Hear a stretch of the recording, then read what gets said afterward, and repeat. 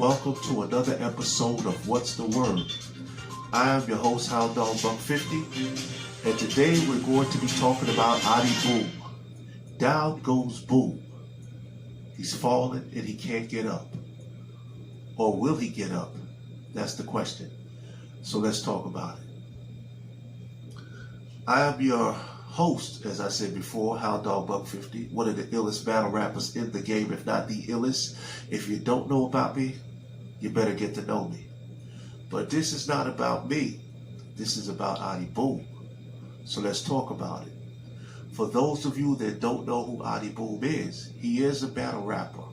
He's not the cream of the crop in terms of where he ranks, but he is definitely known well enough for this to have made news.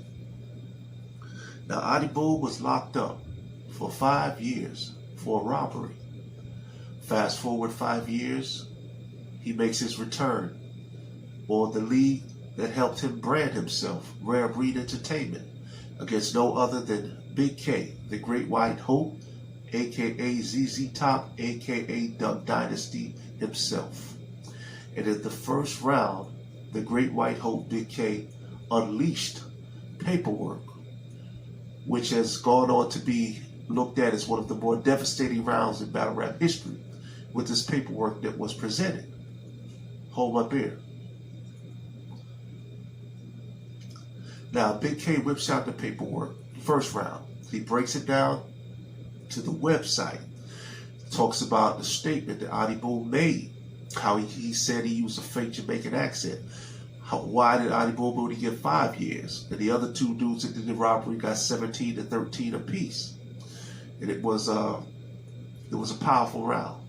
Adi Boom replied that it was fake. It was on he downloaded something fake from Microsoft or whatever. But as the days ensued, a lot of people went to that website, looked up the Paperwork, and allegedly it was real. Not allegedly, it was real.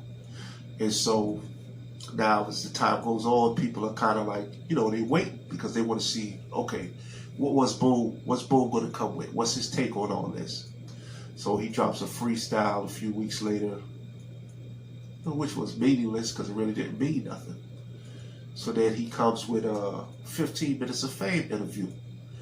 Now, before we talk about the 15 Minutes of Fame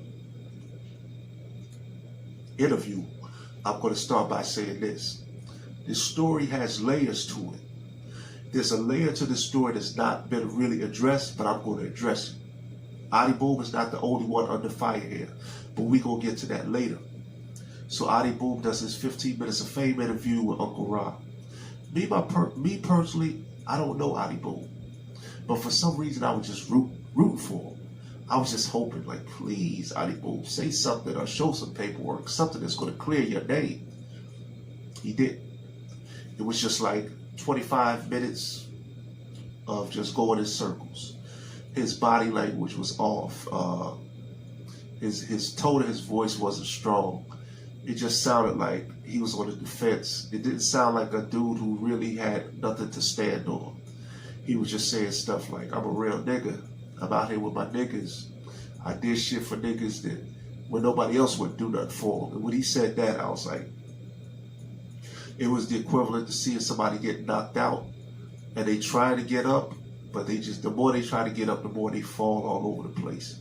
And you looking at the ref like, yo, just wave it off, the fight's over. So now, the big question is, can Adi Boom come back from this? I don't know. I'm not the battle rap gods. I can't make that decision. So it's neither here nor there with me. But it's definitely something to talk about. Recently, like a couple days ago, Battle Truth did a blog and he was talking to a young lady that supposedly is his PR spokesman. And I wanted to believe that it was some shit that Battle Truth made up, but I don't think he would reach like that. And basically what she was saying is, she was basically saying he snitched. But her whole line of defense, if you will, was that He was young, and imagine yourself when you were young and you did something like that. What would you do? That's basically what she was saying. And I'm thinking like, yo, man, Adi, I mean, just leave this alone, because whatever chance you may have had, you're not helping it. Because in a situation like this, unless you just got something that's going to clear you, the best thing to do is just lay low, and then maybe, perhaps, somebody else will make battle rap headlines, and you might, I don't know if you might sneak through the back door. But doing this, he's actually low-key putting the nail in the coffin, if you ask me. And what I said about the layers, that's what I'm going to discuss right now. Because I feel like with this whole situation with Adi Boom, I'm a firm believer that every conversation is not for everybody. When fashion designers get together and they talk their shit, that's a language which only the people in the fashion world can understand. When dope dealers get together, they start talking about keys and ounces and all that. Only a fellow drug dealer that's in the game can understand. Same thing with, doctors and lawyers, DJs, everybody has their own world. And my thing is this. I'm not excusing Adi Boom. No, that's not what we're doing here. But my whole thing is, if you as a street nigga, the same way you upset with Adi Boom, you should be upset with some of these niggas that's faking the funk. Because a lot of these cats in the comment, they're saying snitch, rat, snitch. They couldn't do 5 hours, let alone 5 years. And like I said before, we not saluting Adi Boom, but we telling it like it is. These guys are they just slipping through the crevice because Adi Boom is taking center stage right now. But I feel like this shit ain't for everybody. You know what I'm saying? It's not for everybody to get upset about. It's for certain niggas. Niggas cut from that cloth. Swave recently on Restore Order had China Mac on this episode. And those of you that's familiar with China Mac and battle rap, most of us, if we watch battle rap and we into it like that, we know the story. China Mac did some time, a lot of time. They showed him the paperwork, asked him his opinion, he gave his opinion. He don't fuck with rats. But a nigga like that has the authority to speak on it. And it should be those type of niggas that speak on it. Other than that, I feel like a lot of cats is just speaking on something as a way to get accepted by somebody else. And it's like, yo, if it ain't you, don't speak on it, bro. Because everybody can't partake in everything.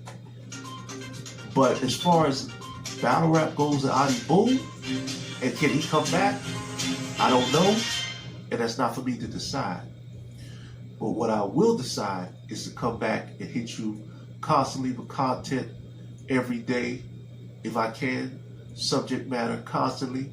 And we always gonna be having something to talk about on What's the Word. I'm your host, Hound Dog Buck 50. Peace, love, and whatever else you're thinking of.